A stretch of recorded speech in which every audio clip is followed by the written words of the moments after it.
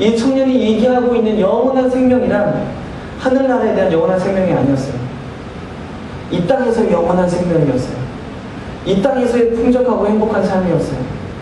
그래서 자신이 가지고 있는 것을 다 팔아 가난한 자를 나눠주면 나는 무엇을 먹고 살지라는 고민 가운데 그가 돌아가는 거예요. 우리의 영원한 생명은 이 땅 가운데 있는 것이 아니라 하나님 나라 가운데 있는 거예요. 근데 그것은 그 나라에서 시작되는 것이 아니라 바로 이 순간부터 시작되는 거예요. 근데 이 순간부터 시작될 수 있는 그 고백은 무엇이냐면 바로 하나님의 은혜입니다. 내가 살아가고 있는 것 하나님의 은혜입니다. 내가 숨쉬고 있는 것 하나님의 은혜입니다.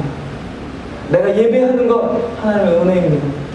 라고 고백하는 그 순간, 모든 것이 하나님의 은혜입니다라고 고백하는 순간, 하나님의 제자들이라면, 주님의 사람이라면 그것을 고백하는 순간 눈물이 안 난다는 것이 말이 안 되는 거예요. 내가 지금 살아가고 있는 게 하나님의 은혜인데, 그분의 붙드심인데, 그분의 붙드심으로 살아가고 있는데, 하나님의 은혜입니다라고 고백했는데 눈물이 나오지 않는다면 뭔가 내 신앙이 아주 정적인 거예요. 그냥 율법에 그냥 이 유대인들과 마찬가지로 이렇게 고정되어 있는 거예요. 감동과 감격이 없는 내 삶이라면. 한국에 한동안, 지금은 아닌데 한동안 한 프로가 굉장히 유행을 했었습니다. 가수들이 나와서 7명의 가수들이 나와서 경연을 하는 거예요. 최선을 다해서 일주일 동안 준비해가지고 가수들이 경연을 합니다. 그런데 그것을 듣는 500여 명의 그 청중단들이 그것을 듣고 평가해서 순위를 매기는 프로예요. 일주일 동안 가수들이 열심히 노래를 해서 준비해서 노래를 하면 500명이 앉아있는 500명의 그 평가단들이 듣고 이제 화면에 비춰주는 거 보니까 막 눈물을 흘려요. 근데 그걸 보면서 제 마음 가운데 세상 노래잖아요. 물론 음악이 굉장히 사람들의 마음을 감동 줄 수 있는 거 맞지만 세상 노래잖아요. 세상 노래를 통해서 사람들이 눈물을 흘릴 수 있다면. 근데요, 지금 교회 하나님 말씀이 선포되어지는 교회 가운데 보면 여러분들 수많은 교회 가보세요. 저뿐만 아니라 수많은 목사님들이 말씀을 선포하는데 그 말씀을 듣고 가슴을 치며 땅을 치며 눈물을 흘리는 사람 아무도 없어요. 그냥 좋은 말 하는구나, 오늘도 좋은 말 하는구나, 그래 저렇게 한번 살아보자 라고 생각하고 돌아갈 뿐이지 어느 누구도 하나님의 말씀을 들을 때 가슴을 치며 그래 하나님의 은혜인데 내가 하나님의 은혜로 살아가고 있는 건데, 그래 내 힘과 내 능력이 아니라 하나님의 도우심으로 살아가고 있는 건데, 전적으로 그분의 능력인데 그분의 손에 잡혀 있는 건데 라고 땅을 치며 가슴을 치며 회개하면 그 앞에 무릎 꿇은 사람 아무도 없어요. 그러니까 세상 노래 한 곡 4분 5분짜리 들으면서 그렇게 눈물을 흘리면서, 근데 눈물을 흘리는 이유도 있겠죠. 옛날 과거를 회상하면서 눈물을 흘리는 걸 수도 있고요. 근데 어찌됐든 그깟 세상을 통해서 눈물을 흘리는 그들을 보면서 하나님 말씀이 선포되어질 때, 믿지 않는 사람들도 하나님 말씀, 살아계신 이 하나님 말씀이 선포될 때 믿지 않는 사람들이 정말 가슴을 치며 땅을 치며 하나님 살아계시구나라고 고백하며 돌아와야 되는데, 하나님 말씀이 선포될 때마다 세상 사람들은 기독교를 향해 돌을 던지고 욕을 하고 하나님이 어딨냐고, 서방에 있는 이방신 믿고 있으면서 조상신 믿어야지, 저쪽 이스라엘의 신 믿고 있다고 손가락질하고 있는 지금 이 시대 가운데 하나님의 말씀은 어디 있습니까? 근데 이건요, 믿지 않는 사람들이 아니라 믿는 사람, 교회 다닌 사람들에게 지금 하나님 우리에게 주시는 말씀인 것 같았어요. 야, 교회를 그렇게 20년, 30년 다닌 사람도 내가 세운 종의 설교를 듣고 감동 흘리지 않는데, 야, 교회를 한 번도 다니지 않은 사람들이 목사의 설교를 듣고 감동하겠냐? 유대 전승에 보면 예수님의 제자 중에 가장 오래 산 사람이 있습니다. 누군지 아세요? 요한입니다. 요한. 예수님께서 십자가 달리실 때 어머니를, 마리아를 한 제자에게 부탁하시는 장면을 여러분 아시죠? 예수님께서 왜 예수님의 동생들이 있었는데 왜 예수님의 제자에게 맡겼을까요? 왜냐면 예수님의 동생들은 예수님의 어머니보다 먼저 순교를 당하거든요. 오직 요한만, 세례 요한이 아니고 예수님의 제자 요한복음을 기록한 요한만 100살이 넘게 살아요. 그가 요한계시록까지 기록해 있어요. 근데 유대 전승에 보면요, 요한이 사랑의 사도래요. 요한복음 말씀에 보면 그 사랑의 그 제자라는 말씀도 나오는데 사랑의 사도래요. 그러니까 100살이 넘어가지고요, 유대 전승기 유대인들이 요한을 이렇게 초청해서 말씀을 전해달라고 하면 이제 100살이 넘은 할아버지가 그 지팡이를 들고 의자 이렇게 앉아가지고 설교를 한대요. 근데 어떤 내용을 하냐면 하나님은 사랑이십니다 라고 고백을 한대요. 그러면 그 얘기를 듣는 모든 사람들이 눈물을 흘린대요. 딴 거 아무것도 안 했대요. 오직 하나님은 사랑이십니다 라는 고백을 하면 앉아있는 성도들이 눈물을 흘렸대요. 유대 전승이 나와요. 그만큼 하나님의 말씀이 능력이 있고 하나님의 말씀이 사람을 감동시키고 하나님의 말씀이 사람을 변화시킬 수 있다는 거예요. 행위가 아니라 그럼 이렇게 살면 되지, 내가 이렇게 살았으니까 이렇게 하면 되지가 아니라 이 오직 살아계신 하나님의 말씀을 통해서 성령님을 통해서 우리의 마음이 감동이 되고 깨워지고 변화되게 된다는 거예요. 오직 그거를 통해서만 내 삶이 살아가는 것, 내가 지금 숨쉬고 있는 것, 살아가고 있는 것 하나님의 은혜입니다. 정말 하나님의 은혜입니다 라고 마음 깊은 곳에서부터 고백할 수 있는 거예요. 마음 깊은 곳에서부터 그것을 고백하는 그 순간 여러분의 삶이 변화되어지기 시작합니다.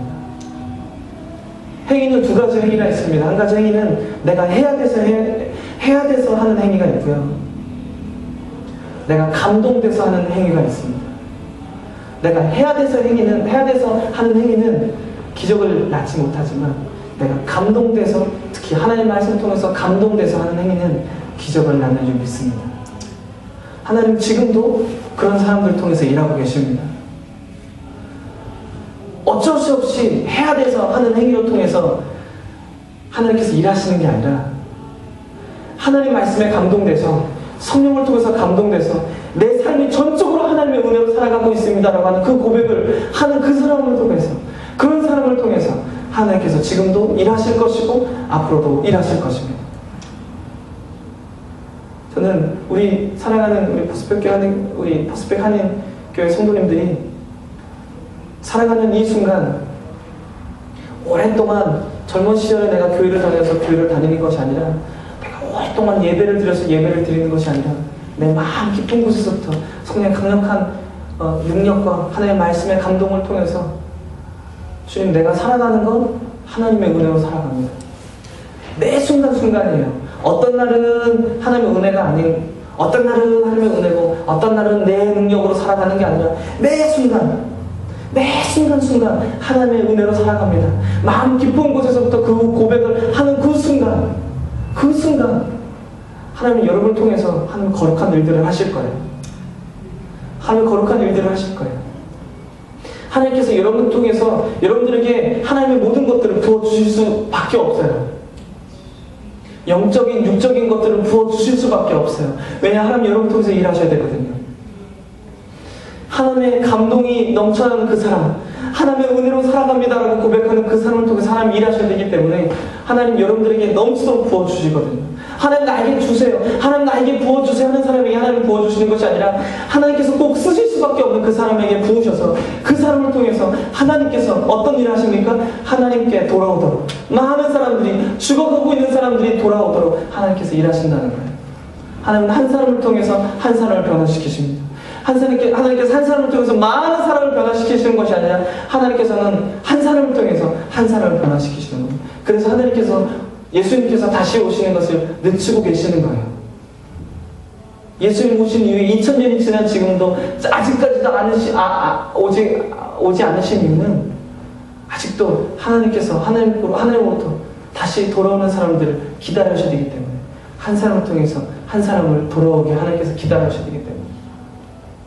그래서 여러분들이 혹시 이 삶이 꼭 여러분들의 가족 가운데, 여러분들의 부모님 가운데, 여러분의 친구 가운데 이 삶 꼭 예수님 믿었으면 좋겠습니다라고 고백하는, 마음 가운데 고백하는 그 사람이 있다면 여러분들 먼저 고백하셔야 돼요. 내가 살아가는 건 하나님의 은혜로 살아갑니다. 내가 숨쉬는 건 하나님의 은혜로 살아갑니다. 내 자식 하나님의 은혜로 살아갑니다. 내 능력으로 살아가는 것이 아니라 하나님의 은혜로 살아갑니다라고 여러분 마음 깊은 곳에서 고백하는 순간이요, 여러분의 삶이 바뀌어져요. 100% 바뀌어져요. 내가 바꿔야지가 아니라 그냥 바뀌어져요. 바뀌어지는 거 그거 보고, 바뀌어지는 그 모습 보고 여러분들이 꼭 예수님께 돌아왔으면 하는 그 사람들이 여러분들의 그 모습을 보고 돌아오게 될 줄 믿습니다. 행위로 통해서 구원은 여러분들이 구원을 받는 것도 아니고요. 여러분들 행위를 통해서 다른 사람을 구원받는 것도 아니에요. 세상 사람들은요, 기독교를 그래서 그냥 구제나 하고 어려운 사람들 도와주면 그냥 그것이 하나님의 사랑이라고 생각들 해요. 구제가 하나님의 사랑 아니에요. 남에게 봉사하는 거 하나님의 사랑 아니에요. 그것은 하나님의 사랑, 그 사랑도 나중에 행위 가운데 분명히 따라오지만 그것이 우선이 아니에요. 그래서 세상에 많은 사람들은 교회가 구제하고 봉사하는 거, 그래야 교회 역할을 한다고 해요. 교회 역할은 그것이 아니라 진리를 선포하는 게 교회 역할이에요.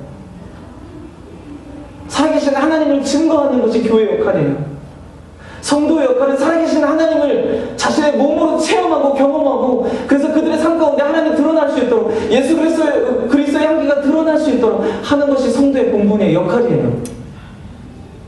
그것을 깨달은 사람이 하는 행위가 봉사고 섬김이고 사랑이에요.